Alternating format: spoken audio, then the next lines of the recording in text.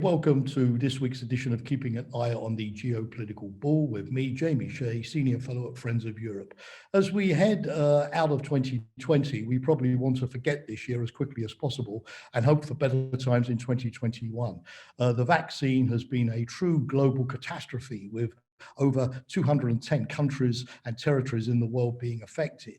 But before we rush to look towards hopefully a better future, we shouldn't overlook the key strategic lessons that the vaccine has taught us so far. For me, there are five.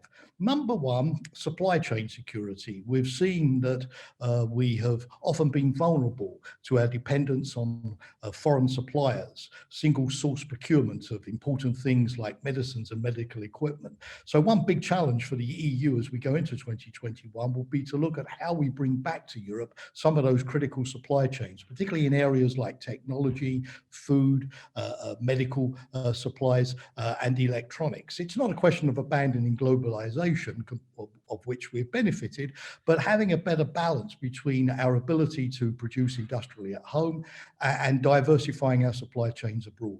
The EU has an industrial strategy, which is coming out in March, and that will be the time to look at how we can have greater European resilience and how we can spend some of the funds from the recently adopted European recovery plan, not just to green our economies or to make them more digital, but to make them more resilient to shocks as well. The second area is cybersecurity. Again, this is not a new theme, and we've had some success at the personal level in making ourselves more secure against cyber criminals. But the virus has shown that sophisticated state-level cyber attacks are as devastating as ever.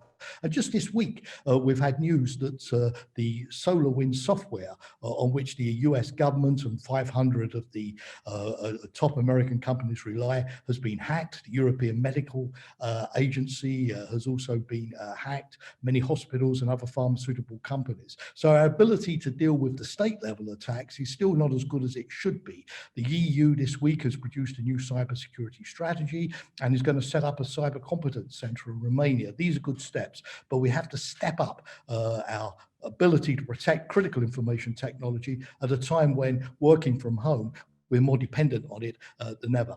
The third level is governance. We've obviously depended during the crisis so far on competent governments rather than populist ideological governments. They've been put to the test in terms of their ability to supply leadership, to coordinate between the national level and the provincial and the local level, to take early decisions, to communicate convincingly. That's good for democracy. But at a time when, for the first time this century, 54% of humanity now lives under authoritarian, not under democratic governments, in 2021, we have to prove that democracies really do deliver the goods. The fourth area is multilateralism. Some organizations like the EU and NATO have actually performed well during the COVID crisis in stepping up their assistance to their member states and partners. But at the global level, things are looking less rosy. The UN Security Council took months before it organized a meeting on COVID. The veto is now being used in the Security Council 3 times more frequently than just a decade ago. And it took 3 months for the Security Council, divided as it is today between the US and Russia and China, to agree to the call of UN Secretary General Guterres for a ceasefire.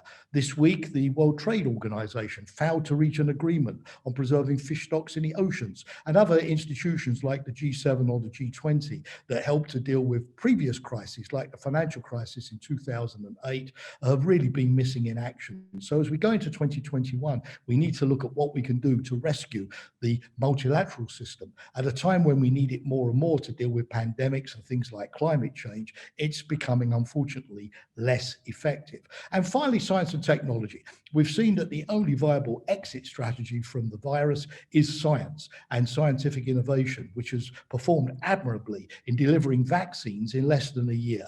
But at the same time, we also know that in the EU, we're very far from reaching the target of 3% of GDP GDP on science and technology, in producing the future generations of scientists and engineers, and indeed in moving our good ideas to innovation and to the marketplace. So in 2021, we badly need a really good science and technology strategy up to the challenges of the future.